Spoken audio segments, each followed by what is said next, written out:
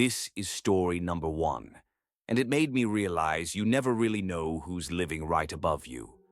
A few years ago, I rented a small one-bedroom apartment on the 3rd floor of an old building. The walls were thin, the pipes groaned, but it was cheap and quiet. The guy who lived above me seemed normal enough. Early 30s, maybe. I'd pass him sometimes in the hallway, pale, quiet, always wearing the same gray hoodie. He never said much, just nodded. Then one night, around 2 a.m., I woke up to the sound of something heavy dragging across the floor above me. Long, slow scrapes that went on for almost an hour.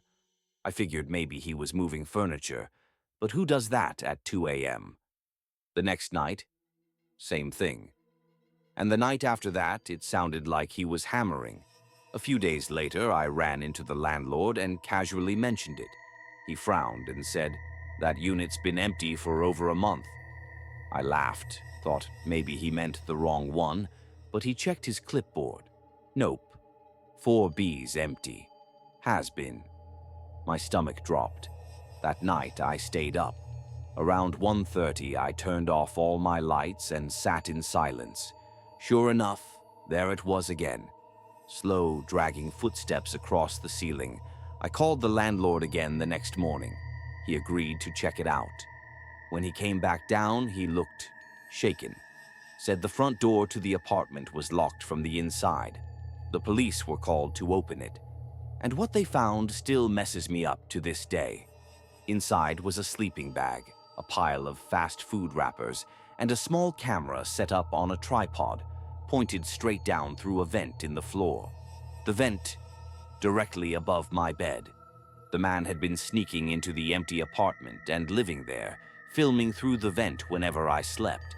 They caught him later that week, hiding in another vacant unit on the 5th floor. He'd been breaking into random apartments, watching tenants for weeks before moving on. I moved out that same night, and to this day, anytime I hear a faint creak above me, I look up and wonder if someone's there, watching. Story number 2. I live in a quiet suburban neighborhood, nothing fancy, just a small house with a backyard. One night I was sitting on my couch, scrolling through my phone, when I heard the faintest crunch of gravel behind the sliding glass door. At first, I thought it was a raccoon, or maybe a neighbor walking their dog. But then I heard the slow, deliberate scraping of shoes on the patio. I peeked through the blinds and froze. A man was crouched in my backyard, wearing dark clothes and a hood, looking straight at the sliding door. I couldn't see his face, just the glint of light on his eyes. I backed away silently and called 911. While I was on the phone, he suddenly stood up, walked slowly to the fence, and then disappeared into the darkness. The police came, checked the backyard, and found footprints leading to my neighbor's yard and back to mine. They said he'd been watching houses in the area for weeks. I installed cameras the next day. For months, I would get notifications at night, someone creeping around the edge of my property. I never saw him inside the house, but I knew he was there, somewhere, just waiting for the right moment. Story 3. The apartment nobody should have entered.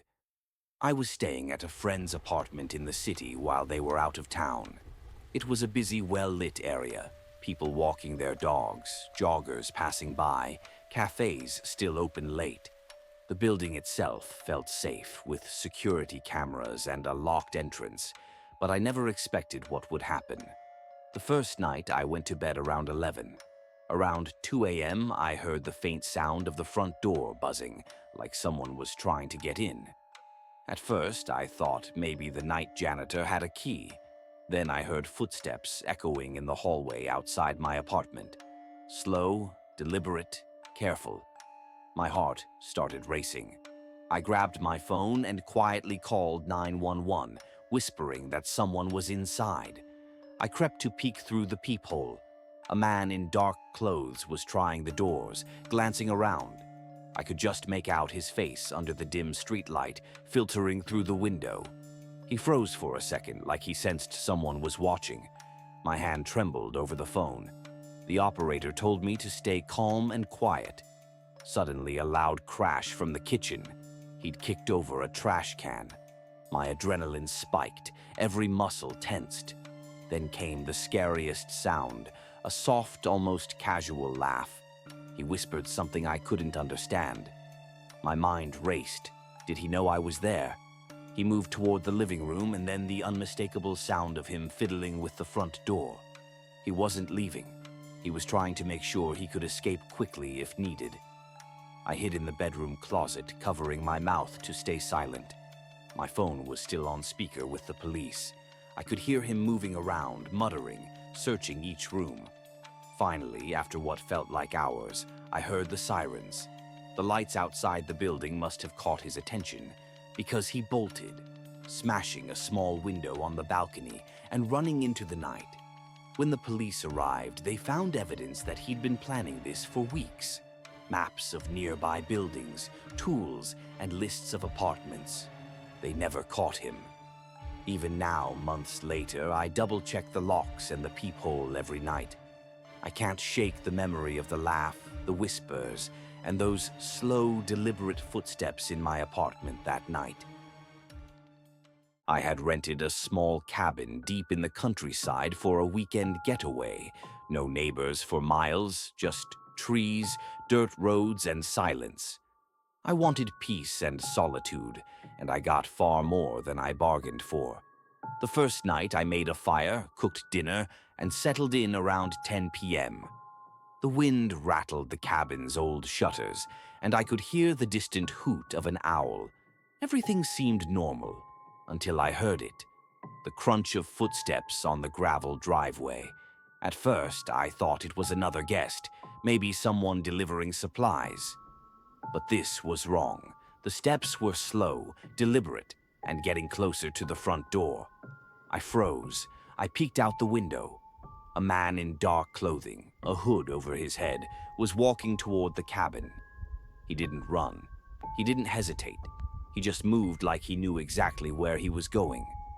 I called 911, whispering my location. The operator told me to stay hidden and quiet. But the man was at the door now, jiggling the handle, testing it. It was locked, thankfully. I could hear him muttering under his breath, and then a low laugh. Slow, chilling. I realized I wasn't just being robbed. This guy wanted to scare me. I had to act. I grabbed a heavy fireplace poker and backed into the shadows, watching. Minutes passed. He tried a back window, then the side door. I could see him through the curtains, moving like a predator. I thought about escaping through the woods, but it was dark, uneven, and I had no idea where he might be. Then he broke the back door lock. The crash of splintering wood made my heart leap. He stepped inside. I waited until he passed the living room, then I struck.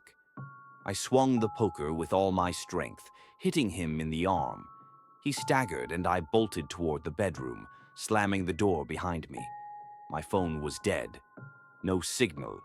I needed a plan. I grabbed a kitchen knife and barricaded the door with a dresser. Every creak in the floor made me tense. Every breath outside the door sounded like it was mine. He tried the door, shoving, kicking, muttering. Then he found a side window and started forcing it open. I knew I couldn't stay hidden forever. When he climbed through, I had only seconds. I ran, swinging the knife if he got close, screaming as loud as I could. Outside, the trees and shadows became my cover. I could hear him behind me, close enough to feel his presence. I ran toward the gravel road, finally seeing the glow of headlights. A passing car. I flagged it down, breathless and shaking. The police arrived minutes later. They found the intruder inside the cabin, injured from my makeshift defense, and arrested him. Later, I learned he had been linked to other break-ins in rural areas, always targeting isolated homes. I never returned to that cabin. Even now, I can't forget the sound of his slow steps on the gravel, the low laugh, and the feeling that if I'd hesitated even for a second, it would have been over. This is the last story for tonight, and I promise you, it's the most intense, the most terrifying one I've ever come across.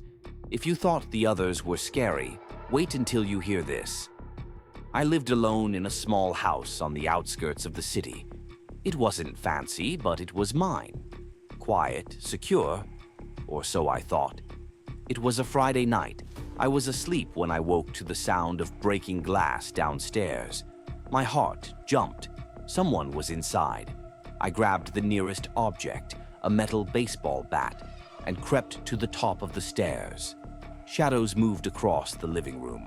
A man was standing there wearing dark clothes and a hood, smashing a lamp. He wasn't subtle. He was angry, deliberate. He saw me. His eyes met mine and he smiled, a cruel, slow grin. Then he charged toward the stairs. I swung the bat as hard as I could, hitting him in the shoulder. He staggered but didn't fall. I ran into the kitchen, grabbing a knife. He followed, breaking things as he went. Chairs crashed to the floor. Windows rattled. Every step he took made the house shake. I hid behind the counter. He circled the room, muttering threats under his breath. He was searching for me, and I knew if he found me, I wouldn't stand a chance. I waited for a moment when he turned his back and lunged, stabbing at his arm with the knife. He screamed, more of surprise than pain, and I ran for the back door. Outside, the night was dark, but I had no choice. I ran into the backyard, hearing him smash the sliding door behind me. He was chasing me, fast, relentless. I tripped in the dirt, and he grabbed at me. I kicked and clawed, using every ounce of strength I had. Finally, I reached the edge of the property, lights from a passing car. I screamed and waved my arms. He stopped for a moment, then turned back into the shadows. I didn't look back until the police arrived.